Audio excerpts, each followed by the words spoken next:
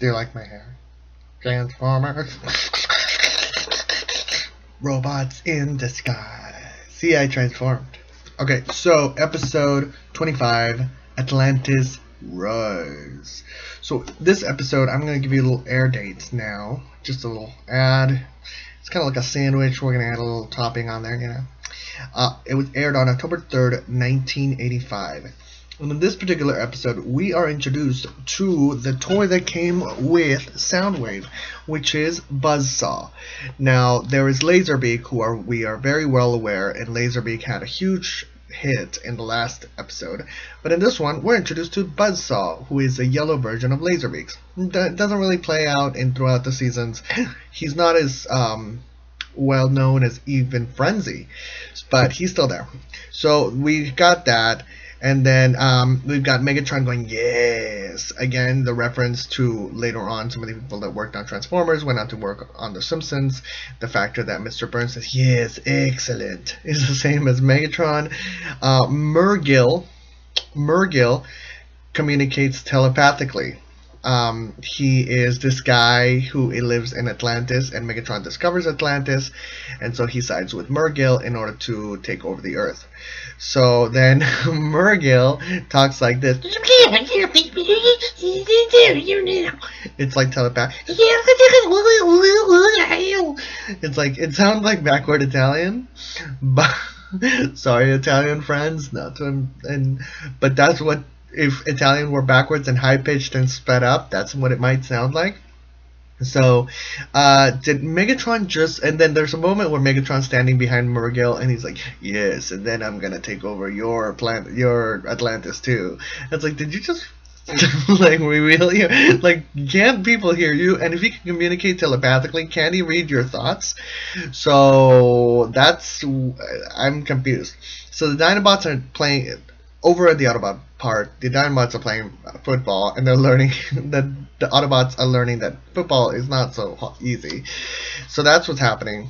And so then what happened to all the other Transformers that we got introduced? We got introduced to all these Transformers, Decepticons, bad guys, all these other things. They like threw them in there, and all of a sudden these big things in these previous episodes, and then all of a sudden we went back to season 1 as to how things were.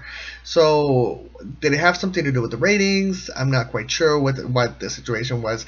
And then Wheeljack goes underwater.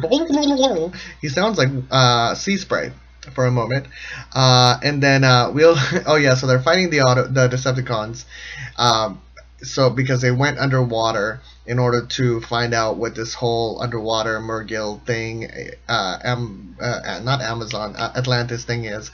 And so Wheeljack says, it's too late for me, so he shoots the tunnel that saves his friends.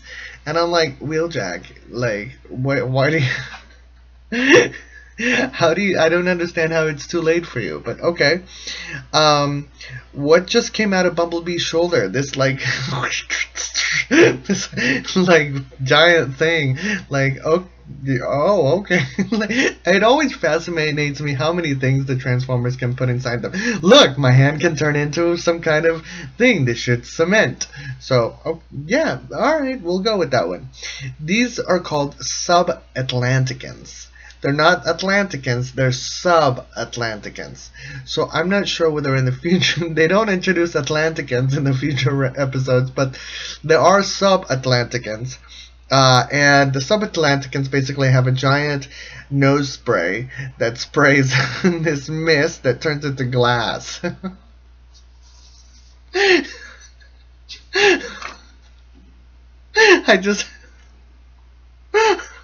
I'm just thoroughly confused by this episode.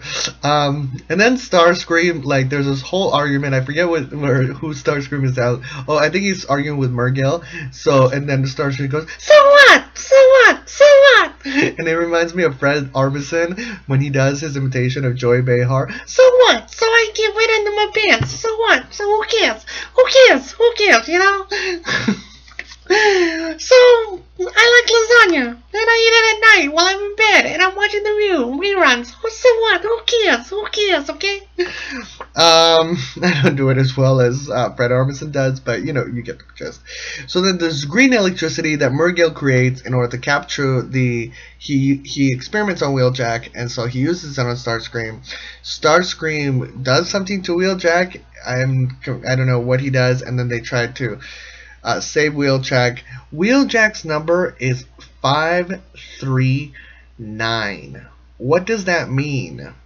I have mentioned before that there are some secrets hidden in Transformers and in the language that is being communicated, and in cartoons in general there's oftentimes, and in movies there's little hints here and there about secrets that secret societies hold.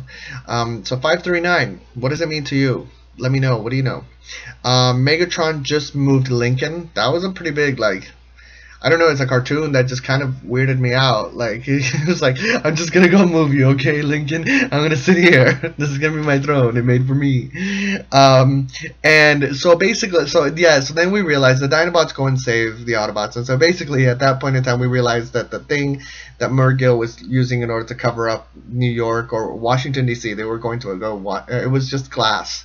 Because the Dinobots went in there and they just crashed it, and it's okay. So why couldn't the Autobots do it? Why did they have to? Why Bumblebee had to swim under it? I'm confused as to. It's just a very confusing episode, this one. But Megatron blames Starscream, and mind you, he should have destroyed Starscream years ago. But in this episode, I don't know why he blamed Starscream. I'm not quite sure. Oh, because I think Starscream was going to save him because Murgill was going to use the gun, and it's just a confusing episode.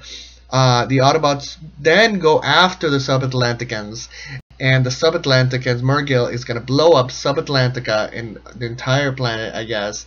And with not the entire planet, but just Subatlantica, which is pretty messed up, and it sounds just like Megatron kind of thinking. And he doesn't. Wheeljack saves the day. Oh, and there's a point where Wheeljack is like right next to the ladder. He goes, no! And then there's a cutscene, and then he's like far away from the ladder. And it's like, because Murgill's climbing up this ladder to throw this switch into a vat. I'm gonna throw this. He says, I'm gonna throw the switch, which usually you would say throw the switch, like, you know, but no, Murgill's actually going to throw a switch into a vat of things.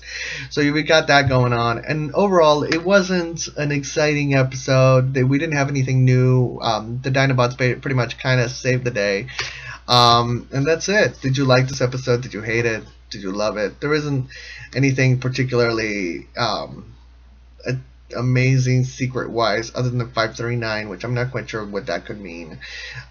You know, the number 5 is about transformation, the number 9 is about wisdom, and the number 3 is about the central column. What does Wheeljack represent? What does that all mean to you? Let me know. Peace out. Till all are one. I went on a date once and somebody told me that was that we both like Transformers, and that was their like thing, till all are one. I'm like, I'm not gonna say it, but I love Transformers, but I don't go around quoting them in dates, so unless I'm trying to make a joke. But then again, I'm a giant idiot and I'm rambling, so I need to stop.